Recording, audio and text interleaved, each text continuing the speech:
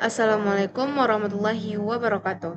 My name is Nur Rafni with the name 2411073012. Today, I'll present material describing process, namely measuring resistor value with L multimeter. The first is to set multimeter to resistance mode with the ohm unit symbol.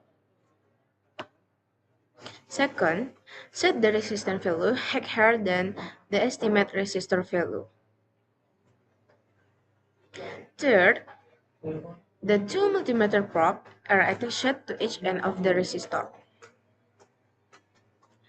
After that, read the number that appear on the multimeter screen carefully.